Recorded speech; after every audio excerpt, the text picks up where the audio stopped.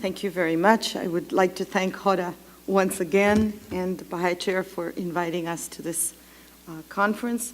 I would also like to remind everyone that my talk today is, again, a preliminary study. I have not completed the research, so I'm just telling you and sharing with you what I've found, and about the conclusions, we will talk about them together. So, nothing material occurred. In the early decades of the 19th century, an American diarist expressed her keen desire to visit her aunt in a diary entry, and it goes as following. I wish much to go, for I am sick of the noise and crying of our little children, and glad shall I be to go there, where in the quiet of Aunt Susan's family, I shall, for a short time at least, escape that noise which is daily and hourly made by each child, from Sarah down to Isabella. Louisa Jane Trumbull, the author of the diary, was not the harried mother of 9 children, but their 12-year-old sister. The 4th child and 3rd daughter of George Augustus Trumbull and Louisa Clapp Trumbull of Worcester, Massachusetts. Louisa Jane, who began her diary at the age of 7, is the youngest diarist in my study. As Louisa Jane recorded in her diary, by the age of 8, she was assisting daily in the care of her younger siblings, including her 6-week-old infant brother. It should come as no great surprise that 2 years later, when she was informed of her mother's 11th pregnancy, 11th of 12, she noted in a rare acerbic comment that the news was received much to my disappointment, as I had firmly hoped this business would be over and done with. This is not to say that Louisa Jane Trumbull was unaware of the considerable amount of work done by her mother and her mother's very real need for her daughter's help, nor was she insensitive to her mother's fatigue, but at times she too was overwhelmed with this work and desired a break, if only for a short while. However, we shouldn't forget that her involvement with childcare also gave her the feeling that she could comment on a matter usually out of bounds for children, their parents' sexual behavior.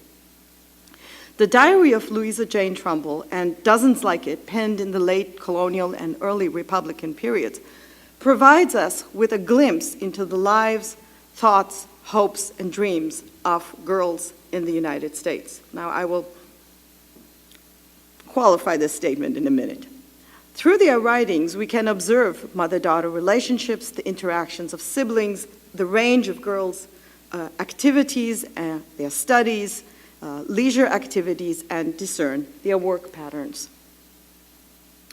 Over the last 3 decades, a growing number of scholars have insisted that age should be considered together with race, gender, and social class in order to understand the history and reality of people's lives.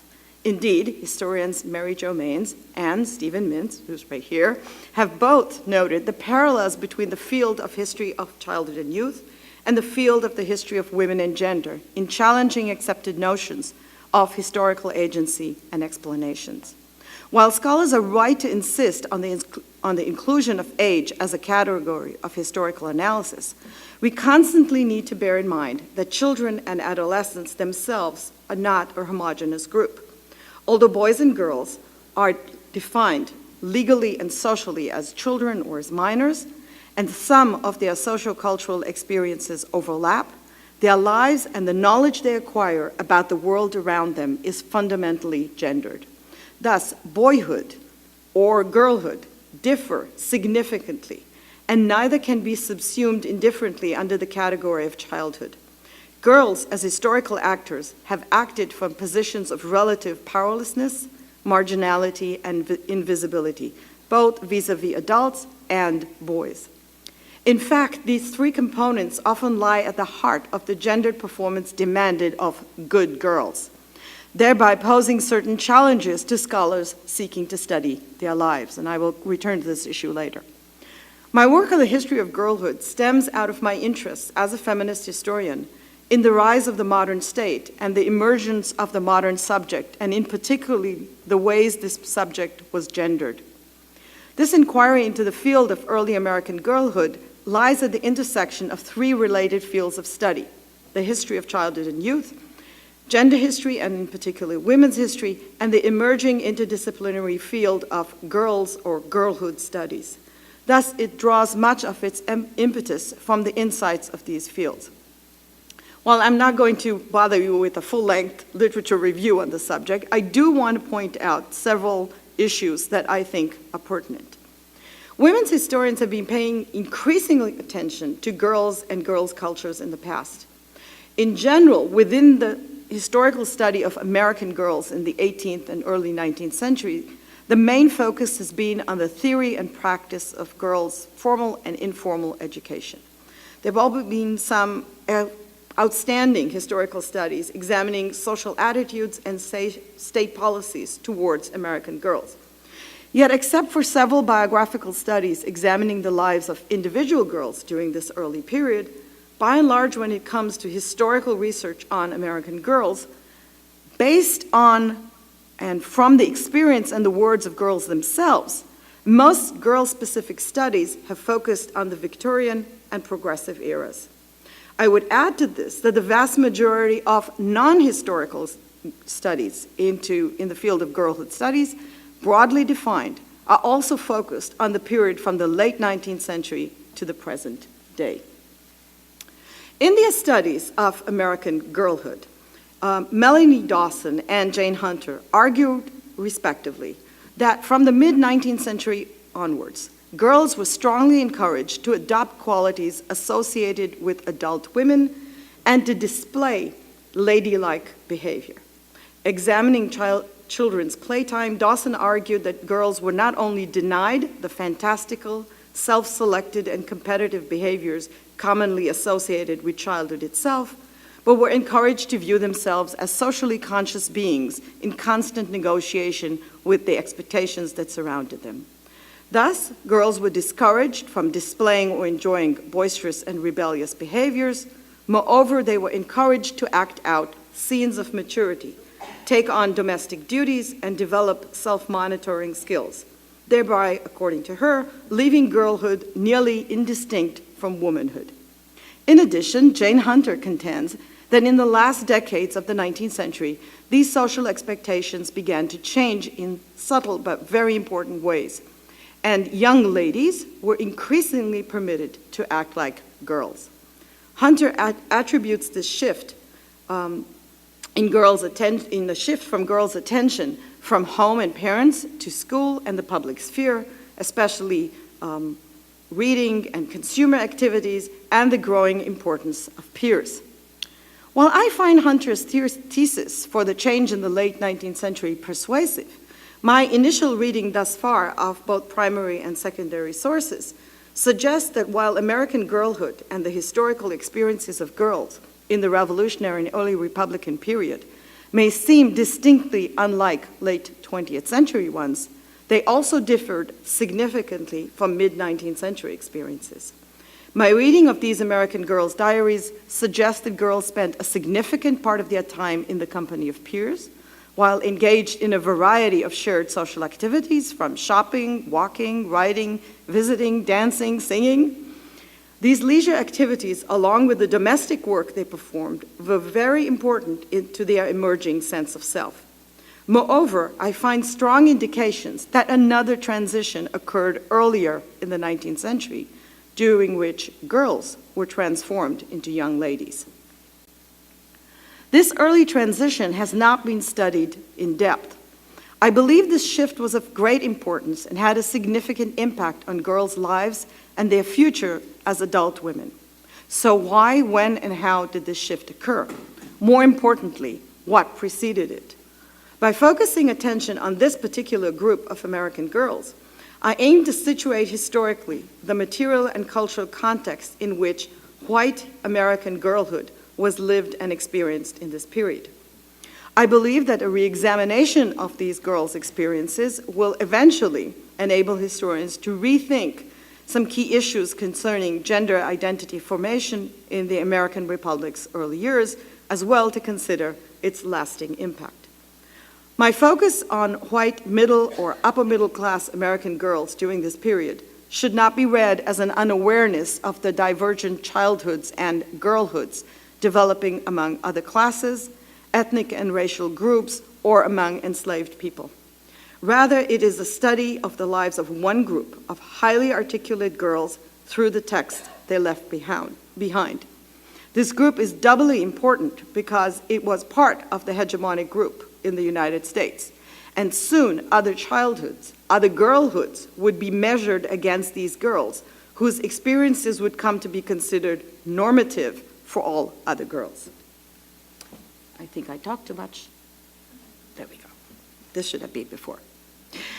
So after a brief overview of the diaries and their authors, I would like to discuss some methodological concerns and then move to an analysis of the diaries themselves.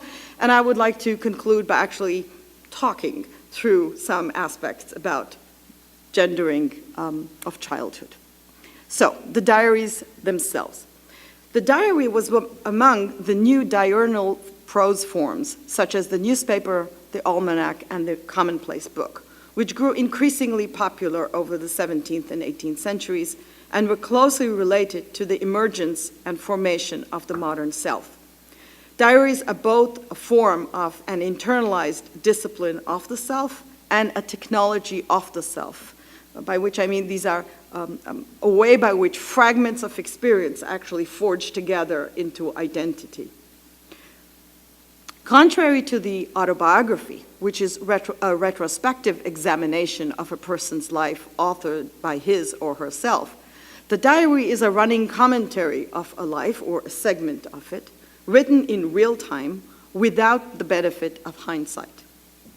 Thus, in literary terms, while the autobiography has a plot, the diary does not. But more important difference needs to be borne in mind. The autobiography privileges the noteworthy, the outstanding, and even the unusual. The diary does not do so, and if it does, it doesn't do so to the same degree. Its significance for the author and the reader lies in the mundane, in the seemingly insignificant and the detailed repetitions of daily routine, which I admit, as I will show you later, can sometimes be boring. The autobiography also undergoes more intense self-editing by the author. What events to include, what to exclude, what information bolsters the image of the current self, what contradicts it, so there's a whole process going here. The 23 girls whose diaries have examined, hailed mostly from modest to affluent middle-class families from New England and the mid-Atlantic states, but 3 were the daughters of planter families from Virginia. The girls themselves range from the age of 7 to 21. With the exception of Louisa Jane Trumbull, who began her diary at the age of 7, all of the girls began keeping their diaries in their early to mid-teens, and this is fairly consistent with other findings, as girls, or boys for that matter, do not usually consider themselves as objects for self-reflection and or memorialization before early adolescence. 16 of the 23 girls began keeping the diary while they were attending school or a boarding school. The diaries vary in length and duration. Some diaries span only a year or two, while others cover 4 or 5 years, ending in their late teens or early 20s. Only one diarist continued her diary entries from the age of 13 until her early 80s. Most of the 23 diaries in my sample were written after the end of the American Revolution. Only 4 are from colonial or the revolutionary period. The diaries may be broadly divided into two groups. Diaries were written either in the form of an epistolary diary, in which an entry resembled a letter and often summed up several days' events, or a daily diary, a category which can itself be further divided into diaries providing detailed accountings of daily activities to those providing details of both daily activities and thoughts. But these are not clear categories, and some diarists throughout the diary combine all 3 variations of this. I will just skip over the examples. A few words need to be said about the physical form of the diaries. Some diaries are loose sheets of paper which were sewn together at a later date and bound up. Others were notebooks purchased for the specific purpose of writing a diary. Some notebooks were numbered, so archivists and historians like me are confident of the chronology and are able to know if any are missing. But others begin mid-sentence leaving the reader only to assume the existence of an earlier volume or notebook. There is one distinct advantage, and I will show you that later, in reading children's diaries. As children are more careful or perhaps more insecure in shaping their letters, their diaries are far easier to read than those of adults, who over the years have developed a far more individualized script.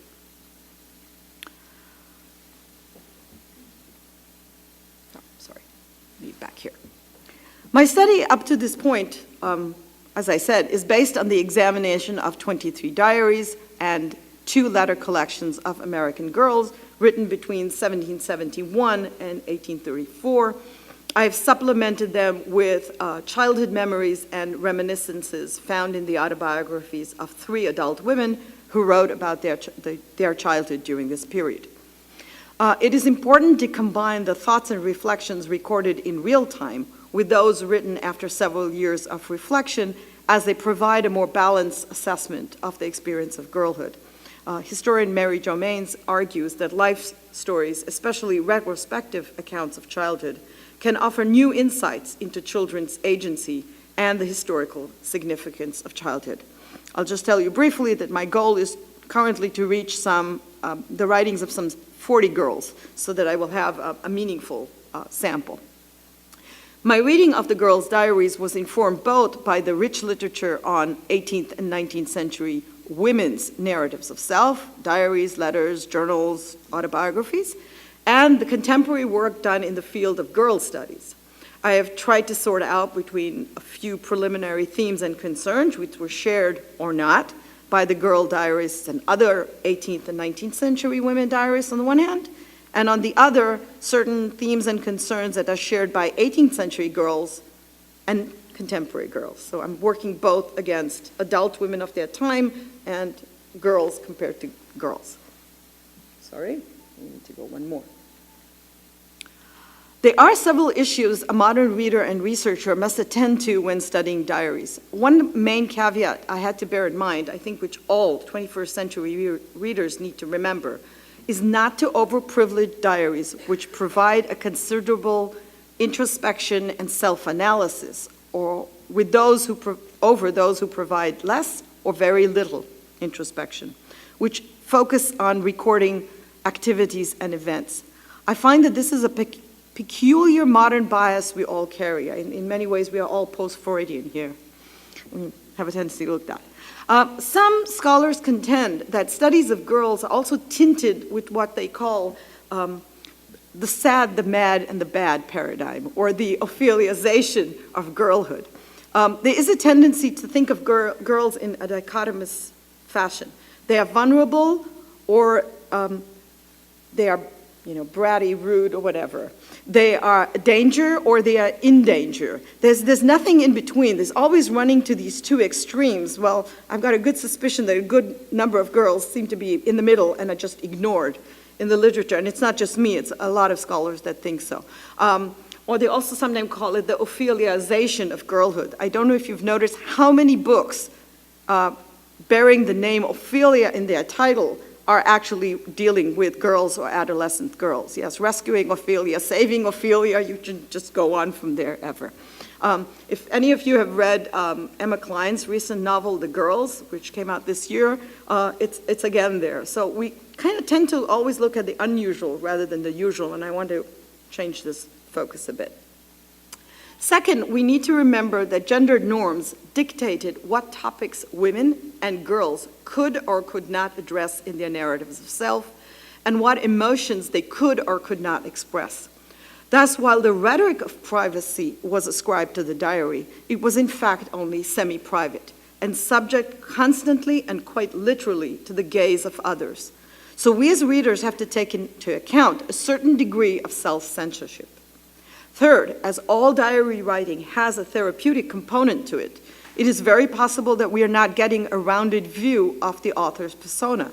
Rather, we are only afforded glimpses of certain facets. Last is the issue of power. The diarists are now dead and gone for over 100 years. I did my best not to impose my interests and my thematic categories onto the diaries. Rather, I tried to let the categories emerge from the diaries themselves. I hope I did a good job. I'm not entirely sure. but we will get back to this issue later. While all scholars and laypersons agree that childhood begins at birth, serious disagreement arises as to when it ends. Should childhood and adolescent experiences be considered separately or in tandem? And should they be viewed part of a continuum? That means not adults, legal minors.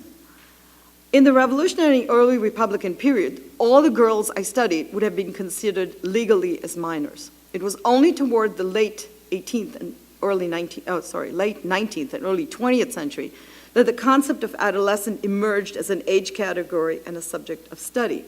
But here too we need to bear in mind that the boundaries between childhood and adolescence are permeable and constantly shifting. Adolescence, which is defined as the ages between the onset of puberty, which I remind you is a variable biological definition, and legal adulthood, which is a fixed legal definition, begins today in industrial societies at a much earlier age than it did in the late 18th and early 19th centuries. On the other hand, if the end of adolescence is equated with the taking on of adult roles, such as full-time work, marriage, and parenthood, then adolescence today ends at a much later age. This observation has resulted in a new category of emerging adulthood, which refers to people in their late teens and early 20s. But I digress, and I would like to return to our tale. In the study of American girlhood, I have chosen the broadest possible age definition. I included the category of girlhood, both female children and adolescents under the age of 21. There was a more pertinent reason for settling on 21. By the time of the writing of the Constitution, all states had settled on the age of 21 as appropriate for granting voting privileges, to white men, of course, and marriage without parental consent for free white men and women. Nonetheless, it is quite clear that during the period in question, there were other cutoff dates, so to speak, at my disposal. Girls could attend social adulthood by marriage at an age much earlier than boys.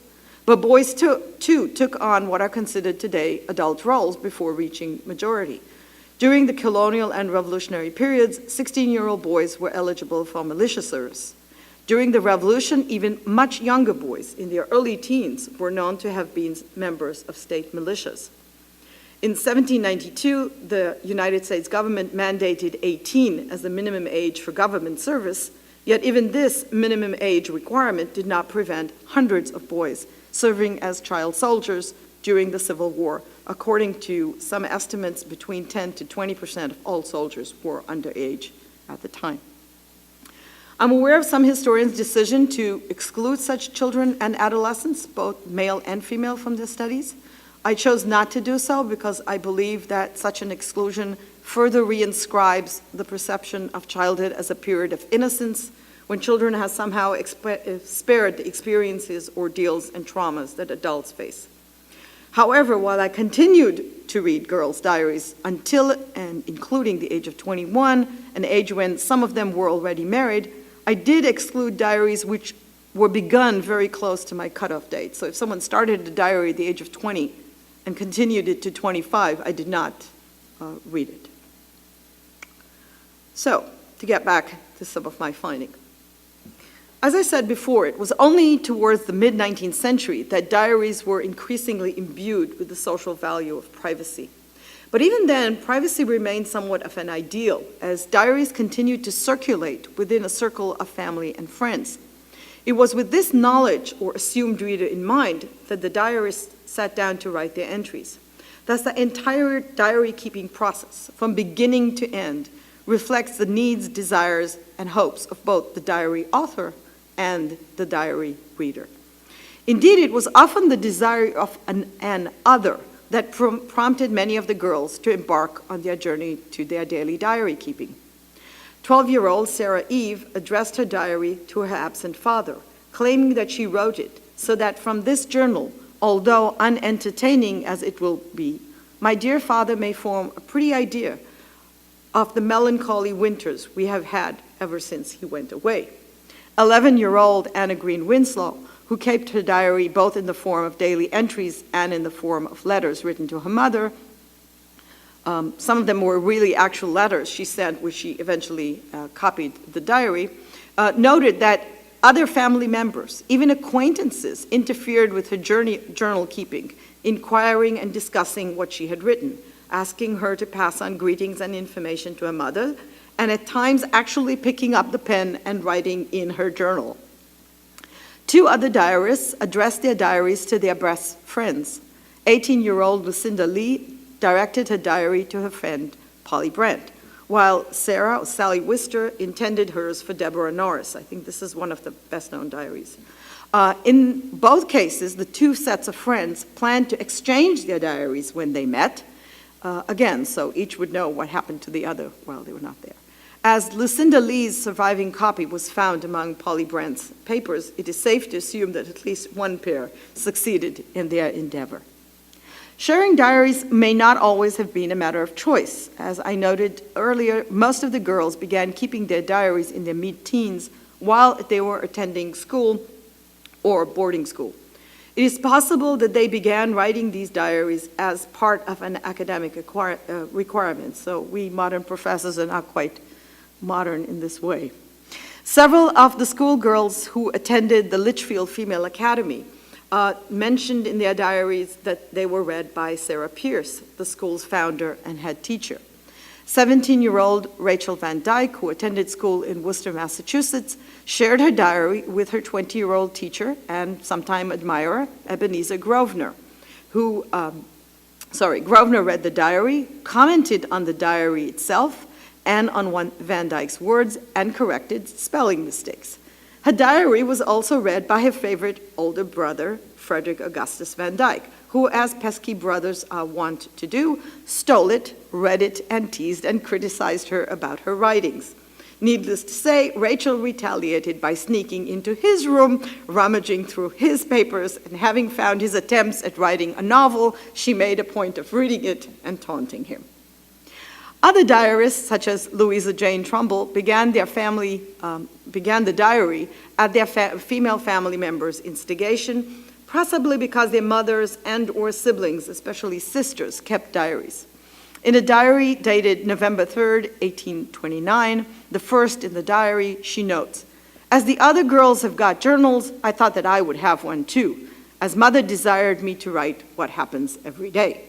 As we can see from this entry, there's a blurring of wills or desires. 7-year-old Trumbull freely acceded to her mother's wishes in order to please her, but possibly also because she wished to partake in a joint activity with her mother and 2 older sisters. By the time she had reached her teens and began the 2nd volume of her diary, the practice of daily writing had become completely internalized. In keeping a journal, I first did it because my sisters kept one. Afterwards, I wrote because it was the wish of my mother, and now it is done not only to serve as a means of being employed about something useful and proper, but because it is a source of pleasure to me. This American practice of allowing and even encouraging school-age girls to keep diaries stands in contrast to the findings of both Philippe Lejeune and Rebecca Rogers, who examined girls' diary writing practices in 19th century France. Both find that while diaries were encouraged and even required by French girls educated at home, they were prohibited in boarding schools. Schoolgirls who kept or attempted to keep diaries did so sporadically and in secret, and if they were found out, they were disciplined and the diary confiscated. This American attitude towards girls' diaries may have been the legacy of both Calvinist habits of spiritual self-examination and a reflection of an enlightenment celebration of the individual self. An example of this Calvinist tradition is still evident in one of Louisa Jane Trumbull's diary entries. "Another week has passed, and another evening devoted to my journal has come round. It seems proper that I should view my conduct for the past week and to form some good resolutions of the preceding. Have I improved any? Am I a better child? If so, I have not lived in vain, if I have not offended my Maker and Preserver." The diary should be viewed then as both an opportunity for self-expression and a form of self-disciplines. The girls used the diary to trace their academic progress and achievements, to list the books they read, to track the work they performed in the household, to record family events, to detail their social activities, to comment upon and criticize the behavior of members of their social circle, and very often to note the weather. I'm still trying to make sense of this. There's almost every day a weather report. However, the open and intense introspection found in many mid to late 19th century diaries is not always found in the late 18th and early 19th century diaries. And the reader I had to learn not to dismiss such diaries and to read between the lines and silences of what is said and what is not said. I want to talk to one of the first categories that I started with, and these are the basic three categories. I'm not sure I'll get a lot to leisure, but I'll try and squeeze it in. Let's talk the first important thing they were doing during their day, which was studying. As most of the girls were school-aged, it is unsurprising, as I said, that a significant portion of their day was devoted to their studies. Out of the 23 girls in this study, 16 reported attending school, 6 were schooled at home, and 1 wrote her diary while traveling, so school is not mentioned. 14 of the 16 who attended school did so in the early Republican period, as opposed to only 2 who attended school in the colonial and revolutionary periods. These findings are in keeping with current historical knowledge that the post-revolutionary period witnessed a dramatic rise in the numbers of educational institutions for girls and young women, a trend which some historians claim began already in the 1760s, well before the revolution. It is estimated that between 1790 and 1830, 182 academies and 14 seminaries were established exclusively for women in the North and the South. The curricula in these academies soon came to closely resemble those of the male academies, and they included English, and by English I mean everything from writing, composition, orthography, everything, rhetorics, everything included in learning how to master a languages. The classics, including the study of Greek and Latin, history, geography, and here again, when they say they studied geography, it sometimes means that they also studied rudimentary physics, geology, botany, and meteorology. So it could be. They also studied arithmetic. Girls' school also continued to offer ornamental subjects, that's how they termed it, such as music, dancing, needlework, drawing, and painting. But I'll maybe say something about this later if I get to say something about boys. But more significantly, educators, parents, and in fact the girls themselves, came to believe that males and females were rational beings interested in the world around them, who needed to acquire mental discipline. And thus the adults encouraged and the girls embraced active and even competitive learning on their behalf, and I would say both boys and girls did this. A considerable portion of the girls' days, usually the mornings, was devoted to formal study in the classroom, where they studied both academic subjects, sewing, and embroidery. The rest of the day was taken up with independent studies, reading novels, histories, philosophical works. For example, in 1801, Eliza Southgate discussed in her diary her reading of Mary Wollstonecraft's A Vindication of Women's Rights. And in 1796, Charlotte Sheldon recorded reading Voltaire's play Nanine and translating pages of Rousseau's Emile. These afternoon and evening studies were interspersed with other activities, some light housekeeping, shopping, and a variety of social activities. However much pride, oh, by the way, that's an embroidery. This is a watercolor on silk painted by a schoolgirl. We don't know who, and she actually paints girls looking at the globe, and you can see them afterwards jumping rope in school and sitting and chatting and playing there. However much pride the girls, and undoubtedly their parents, took in their studies and achievements, they were well aware of the social norms regarding femininity, which, to sum up, may have been be smart, but not too smart. Be knowledgeable, but don't show off your knowledge. Rachel Van Dyke provided 2 anecdotes of this behavior in her diary. And she goes to visit a friend, and she comes back and says this. Even Maria Parker seems to think with the cowardly in this respect. The other day at her house, I happened to take up a Greek book. "What, Maria?" I said thoughtlessly. "Are you studying Greek?" She walked away from me with a scornful lip, turning it up as if she tasted something disagreeable, and said very emphatically, "No, I have not the genius enough to study any language but my own." I vow I could scarcely help laughing in her face. However, I thought it not worth noticing, though it was evidently meant for me. Maria is not the same girl she used to be, or else I never knew her. Nevertheless, I will keep up the appearances of friendship if I can. It is a difficult task, although I must be more careful than formerly. Even though Rachel Van Dyke found her friend's behavior ridiculous, she herself was not averse to displaying just such behavior when unwanted attention was directed at her studies. She gives this wonderful anecdote. "This evening we had some visitors. One of them, a young lady, asked me, 'Well, Rachel, how do you come on with your Latin?' I said, as well as expected. 'But are you pleased with the study?' I answered in the affirmative. 'And I hear,' she said, 'you are studying botany and chemistry.' The only answer I gave her was, 'I am not studying botany, for I wish to drop the subject. I don't want my knowledge to be made known by my saying, I have studied this and I have studied that. Let people find it out by my conversation on the subject themselves. There is the learned Miss Jane Dumont, for instance. She will talk to you of her various studies, as long as she thinks you are ignorant of them. But as soon as you begin to converse with her on the very subjects of which she boasts knowledge, she will gradually draw herself off and change the topic of conversation." This was, by the way, not the only incident in her diary and other diaries in which girls attempt to hide their light under a bushel. Rachel later on goes into the library and she asks for a book, but there are some young men in the library and they don't say anything. I mean, they just turn to look at her. But she is so embarrassed about asking for the book and the book not being found. And she asks the librarian for another book, and by then she's attracting even more attention. She finally just leaves without asking for the book because she can't bear this attention towards her knowledge. And it's a fascinating entry. The second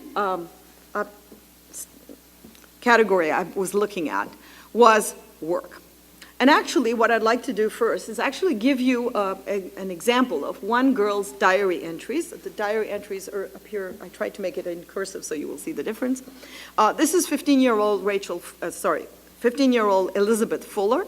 She was one of the 10 children, 5 sons and 5 daughters, of Reverend Timothy Fuller and his wife Sarah Williams Fuller of Princeton, Massachusetts. All the children were schooled at home, and as an anecdote, she's also the aunt of the future Margaret Fuller. And this is a diary entry from June 1791. It's a little atypical because this is summer and she's not at school, so it's more work and less. So just look, this goes by this. June 1st, Moses Harrington carried off Mr. Hastings' old shop. 2, Elisha Brooks here today. 5, I made myself a shift. Mrs. Perry here visiting. Nathan Perry here this afternoon. Sabbath, no meeting in town. Elisha Brooks here to see if there was a meeting. 7, I made myself a blue worsted coat. Okay? And we can just go on and just see. This is who comes, who goes, and what I did. Who comes, who goes, and what I did. Okay? Aaron and Nathan Perry here. Pamela Merrick visiting this afternoon. Mrs. Brooks here visiting. I helped Sally, that's her eldest sister, make me a blue worsted gown. I helped Sally make me a brown woolen gown. Sally cut out a striped lutestring gown for me. Sabbath, I went to church. Mr. Green preached. 14th, Aaron Perry here. 15th, I cut out a striped linen gown. Sally finished my lutestring. 16th, rainy weather. Mark out a coatee for me. That's a particular, I'll get to the issue of fashion later. That's how she spells his name. I presume she means Solomon, but it's Salmon Houghton breakfasted with us. Elisha Brooks spent the afternoon here. Ma, Sally, and I spent the afternoon at Mrs. Merrick's. 18th, cool, finished my coat. And she just goes on with this for the whole month, okay? And this is almost the entire diary. when it's not summer, she also adds that in between, she also did some grammar, she studied some books. But this is basically, there's none of this outpouring of emotion that we sometimes expect to be in the diary. Elizabeth Fuller's diary is an odd combination of a diary, a timesheet, a family register, a social calendar, and a daily weather report. And as you may have realized by now, it is very difficult to separate between work, study, and leisure activities in the diary. For example, girls will tell you that probably on the request of their mothers, they went to collect strawberries. Now, the fact that they had a good time doing it, a good many strawberries were stuffed into people's faces, and they returned home with strawberries which were made into jam. So what was this? Was this leisure? Was this work? Was it both? Okay? The work pattern described in Elizabeth Fuller's diary strongly resembles a pre-industrial working pattern in which alternate bouts of intense labor intersperse socializing. It is found both in women's and girls' diaries in this paper. Even later diaries, like Rachel Van Dyke, exhibit similar patterns. She says, I rose early this morning but did not learn a Latin lesson or go to school. As soon as I eaten breakfast, I left the family still seated around the table and stole to my room. Then I took my book on chemistry and read attentively more than 20 pages. The rest of the day has been devoted to Cousin Betsy. She's a good-hearted, clever girl, and I like her very much. But though I passed my time with her, I was not idle. I took my sewing downstairs and have, by my industry, made my heap of work one bundle less. This afternoon I went walking around the town with Betsy to give her an opportunity of beholding our grand city. I have not looked at one word in Latin today. Well, Monday, no politeness, inclination, or anything else shall induce me to neglect my studies. Somehow I have a feeling this would not be a sentiment shared by many children today. Sewing is the main activity which appears in all the girls' diaries. Some other textile-related tasks that appear are picking, breaking, and carding wool, weaving, knitting, quilting, embroidering, lace making, hat and glove making. Over the course of the 1 year she kept her diary in 1797, Frances Baylor Hill of Hillsborough, Virginia, and I counted this, spent 234 days, excluding Sundays, on her various sewing projects, including a counterpane, which is one of these fancy bedspreads, which she claimed took her 3 years to complete. Work on these sewing skills began early, often as a form of play, sewing clothes for one's dolls. In one of the earliest entries in her diary, Louisa Jane Trumbull recorded, I have made my doll a very pretty plissé with points before and behind.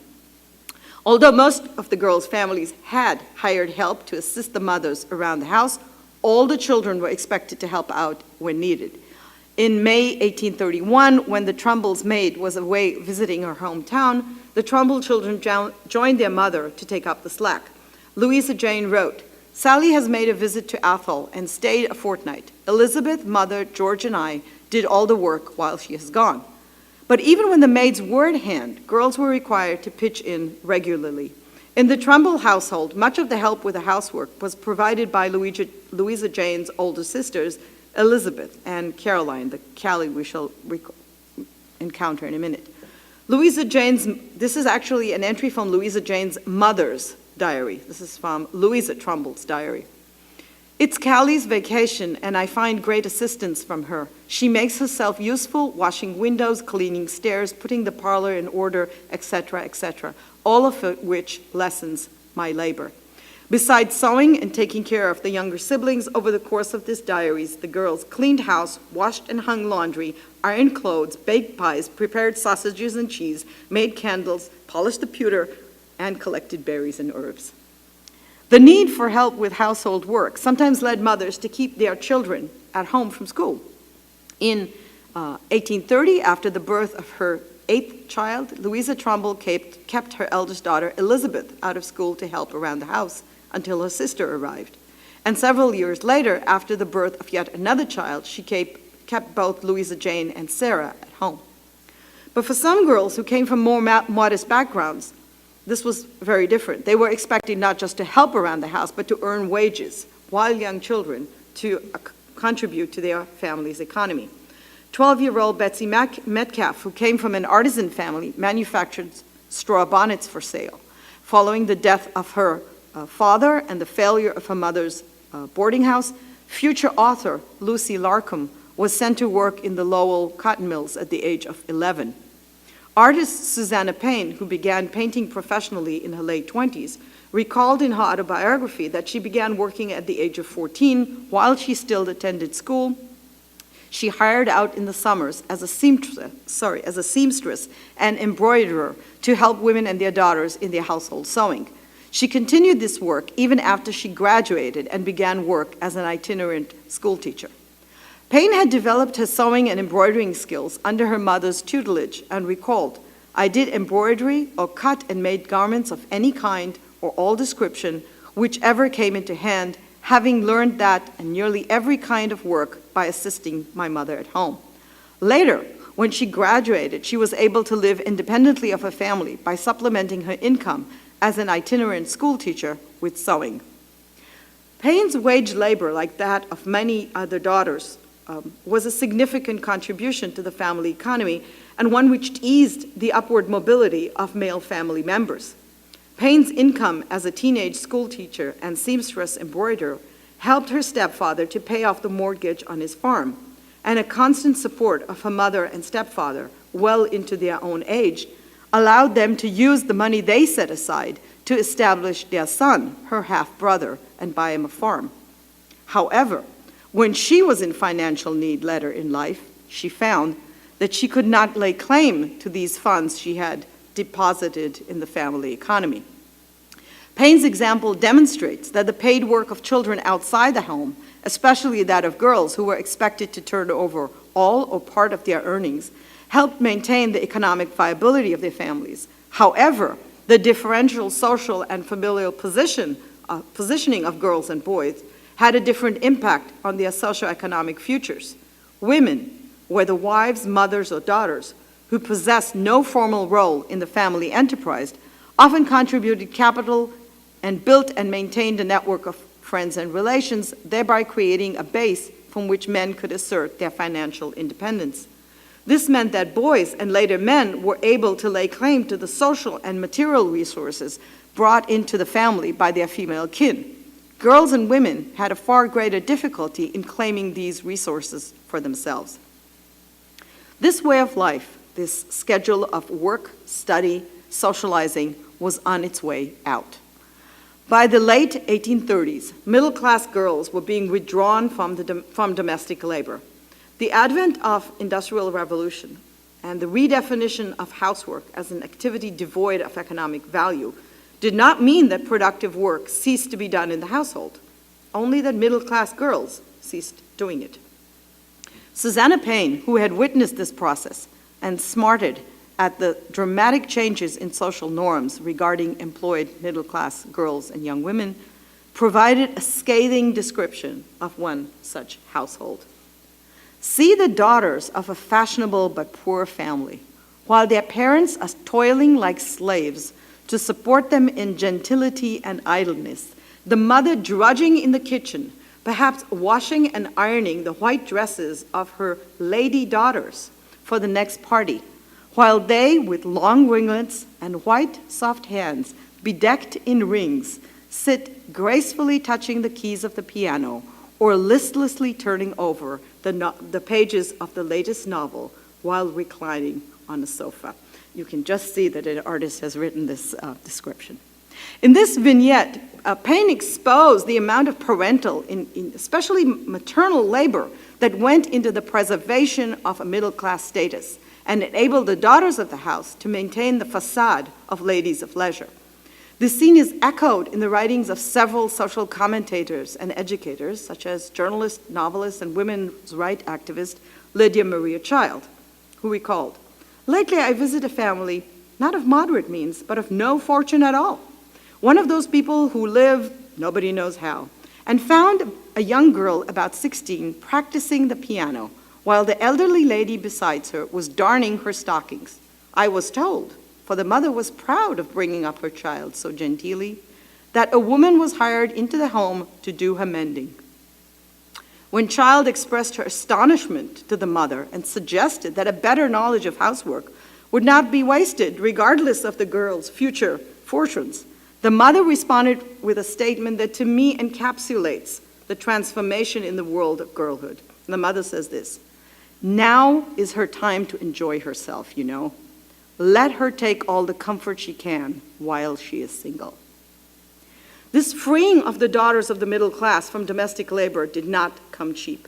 Historian Daniel Sutherland, who studied the history of domestic service in the United States, estimates that some families spent close to 1/3 of their income in order to free the daughters from work in the house. When middle-class parents began to encourage their daughters in the late 1830s and early 1840s to enact the refinement and leisure they were too busy to pursue, they were in essence entrusting unto them the acquisition and maintenance of the family's cultural capital. This disruption of the girl's domestic tutelage may have meant that housework, its tediousness, its drudgery, may have indeed come as a great surprise after marriage. And I only remind you very briefly of that iconic scene in Little Women when Meg, after she's married to John Brooke, tries a hand at making jelly. And I trust you, none of these girls would have a problem with jelly. By the last decades of the 19th century, the attitudes of both parents and girls towards children's help around the home had undergone such a sea change that girls had begun to expect and receive wages or allowances for their work done for the family. One 1897 study even found that nearly a quarter of girls reported receiving money in lieu of housework. Now, work in the household, whether participating in everyday chores and production, was only one facet of the girl's economic activity. The consumption of a variety of goods made up the other. And this is something, or what I will talk about in a minute, was not something I expected. Girls used their money to buy a variety of items: sweets, books, pens, pencils, combs, pins. But their most active consumption was fashion, both in choosing and purchasing items to be sewn.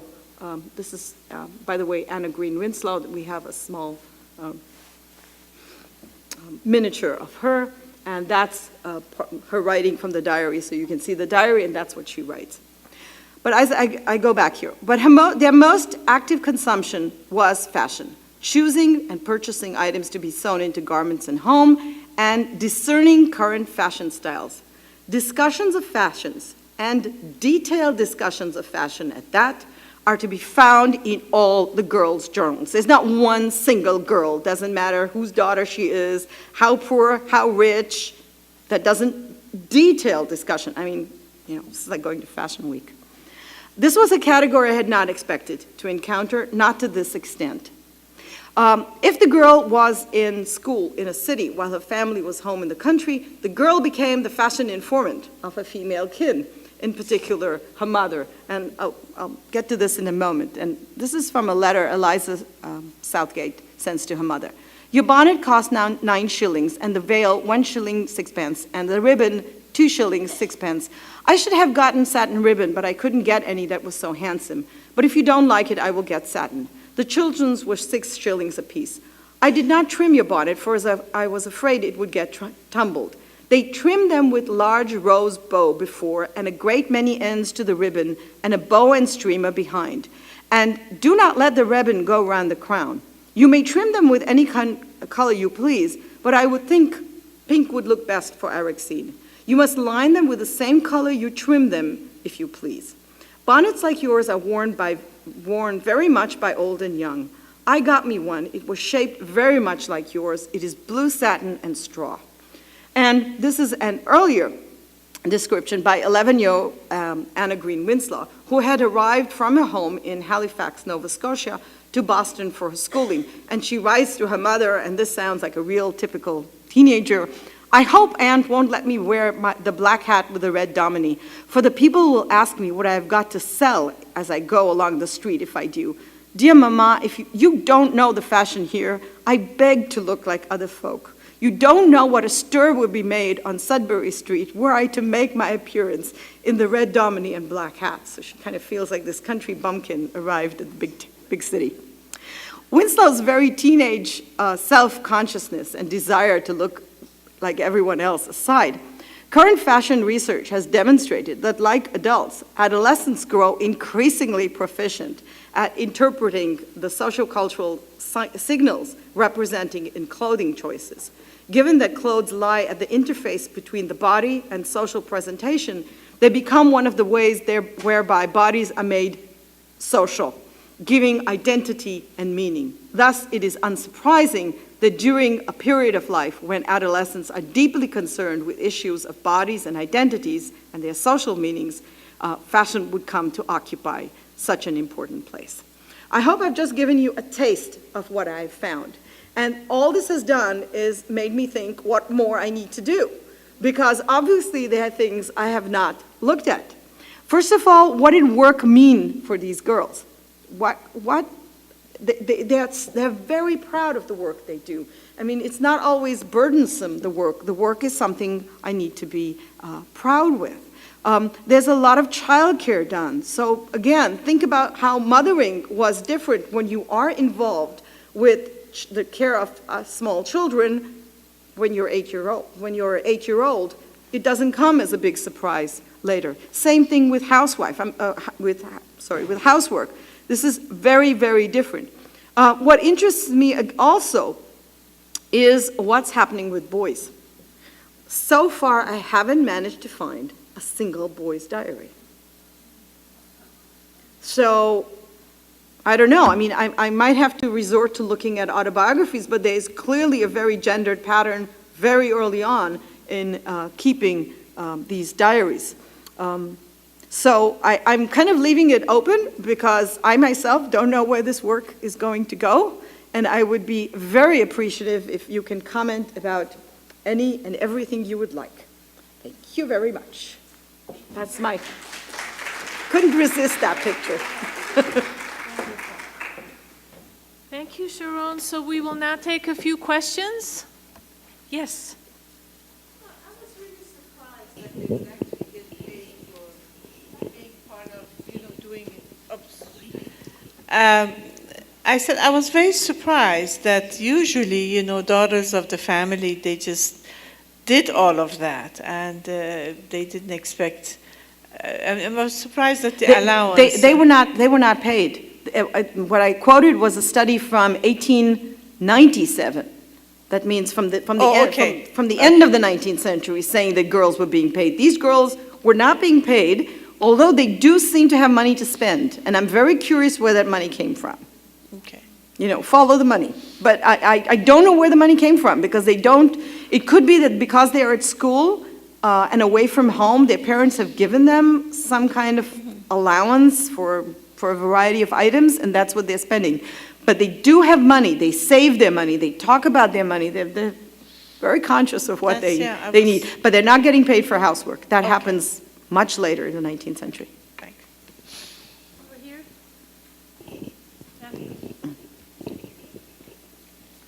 Well, first of all, thank you so much for a fascinating presentation. I've got two quick questions. One, we're kind of starting with analyzing the diaries, but I'd love to know about the practice of writing diaries. Where did that came from? Why are we taking it for granted? And my second question may be a little bit weird, but do you have any insights from your study, or can you think of finding insights to understanding the commercial current phenomena of American Girl? The commercial? American Girl. Are you familiar with the American Girl stores and dolls? The dolls. Yeah. Oh, okay. Which comes out of that period. So I'm just curious if you can see a cultural connection. I'll answer the second one. I think it's easier. The dolls in this period are not necessarily always for play. The dolls are very serious business. There isn't a fashion industry. Well, there is a fashion industry, but it's not popularized the way it will become popularized in the 19th century with women's magazines and fashion columns and stuff like that. So when women want to know what the new fashion is, very often what they are sent are dolls, and they copy the doll's dress. I didn't bring this example here. One girl gets a doll from her uncle who is in England, but he writes to his sister, Please make sure, I bought an old doll. I didn't have a lot of money, so I bought an old doll. So by no means copy this doll's dress, because you will all look, really unfashionable about this issue. Now, so that's the thing about dolls. But there is a fascination. What they have, they're these fancy dolls, they kind of get as presents and they kind of put somewhere, and they're looked at and not played with. They have rag dolls. They have wooden dolls, which they dress, and very simple. Some of them don't have faces, because if the family has certain religious, there are no faces to the doll. We'll sometimes find that, but they're very distinct dolls. And what I was talking about is this fancy fashion doll in which they practice. As for the diary has existed for several hundred years, but it's both a function of women's literacy. I mean, these are women who know how to read and write. And they're also Protestant, because part of the reason you need the diary is to keep a record of your soul, so to speak. I need to know what I did and not. I go back to read the diary to reflect upon myself, to correct myself. So you see how it becomes actually a disciplining of yourself, the diary and the text. There's a gradual rise from the Reformation onwards with the use of the diary. But I didn't bring, I think this is going to become a book eventually, so I presume that in the book I will devote a whole chapter to the the medium of the diary itself. Yes. Alexis de Tocqueville coined a number of words, individualism, among others, but also he's really the originator of the modern concept of girlhood, and he first sees it existing in America. And what he's struck by when he compares America to continental Europe is how independent these women are, young women are, how self-conscious they are, how critical they are, and how would you square his observations, which are of a somewhat different period, a little later, a generation later, with the girls you're talking about? They are critical. I presume they look, for Louisa Jane to say what she did about her parents, God, yet another pregnancy, is pretty unusual for a child to say. You don't expect children to have an opinion about that. And the fact that she knows that someone's going to read this diary, this is not a secret diary hidden in a closet somewhere. Someone is going to read that. I'm sorry, I had that earlier, when Anna Green Winslow says, here, down there, her father is a judge. He's a soldier in Halifax. He eventually remains a loyalist. And when she writes in her diary, and she sends that letter to her, I am a daughter of liberty. I choose to wear as much of our manufactory as possible. Boy, oh boy, are you making a political statement.